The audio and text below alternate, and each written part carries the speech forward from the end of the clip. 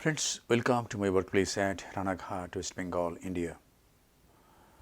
This is a routine phaco surgery and I didn't expect any problem in this case.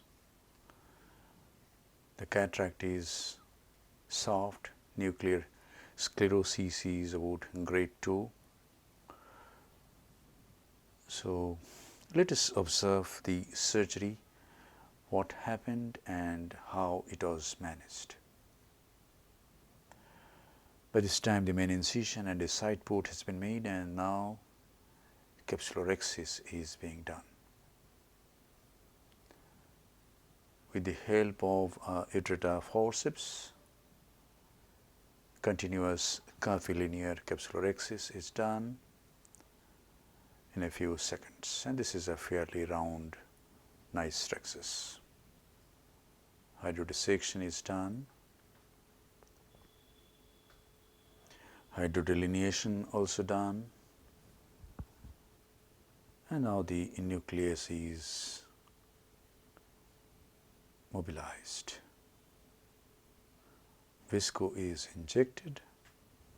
In soft cataracts nowadays I use a pre-chopper to divide the nucleus into some pieces. And this is a pre-chopper designed by Dr. Sohail Irfan Khan from Nanded, Maharashtra. And I have divided the nucleus into 3 pieces. First 2 heminuclei and then one heminucleus has been divided into 2 pieces. And now I introduce the phaco handpiece. The phaco needle goes into the anterior chamber with its bevel down towards the lens mass, and I start emulsifying one piece.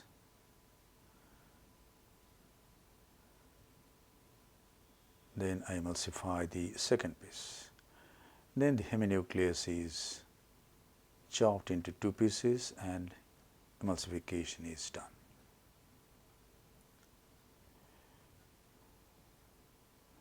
The epinucleus also comes easily.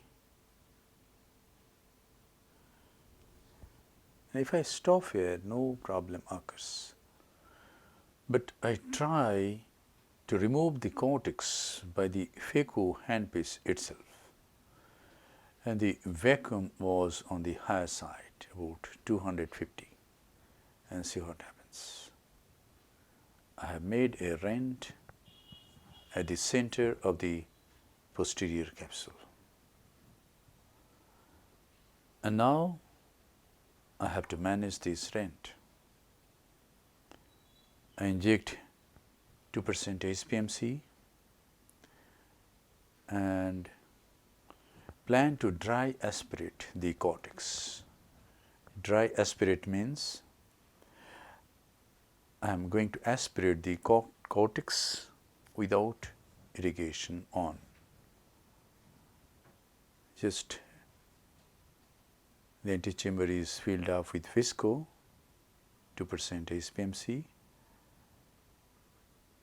The cortex is caught hold of and it is removed. And now there is some cortex at 12 o'clock and 11 o'clock. I have to remove that. So I go through the side port and remove this cortex.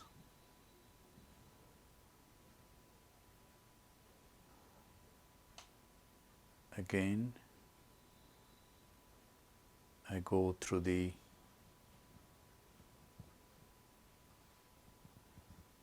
and before I need to fill up the anterior chamber. The anterior chamber has become shallow. I fill up the anterior chamber and again remove the remaining cortex at 12 o'clock.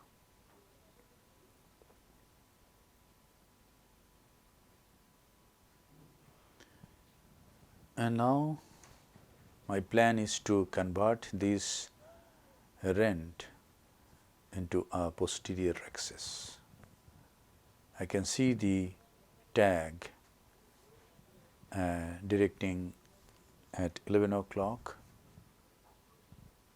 It is not easy to hold the tag of posterior capsule. We need to attempt several times to hold it, and then a posterior rhexis is done.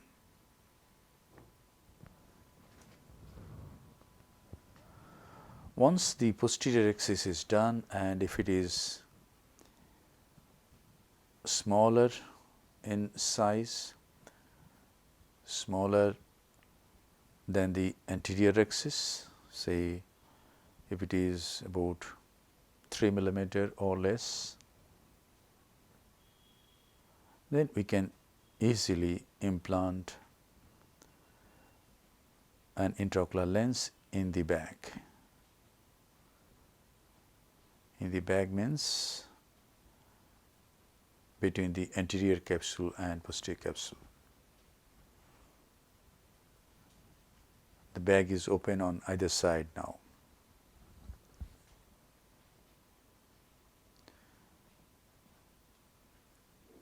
At this time, I didn't inject a lot of visco because most of the visco will go into the vitreous cavity,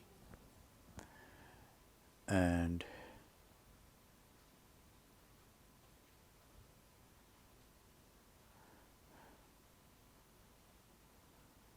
I will have problem in removing that. So, I injected air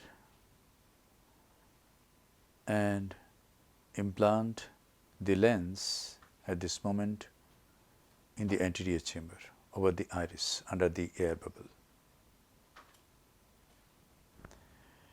And now I take the Simcoe cannula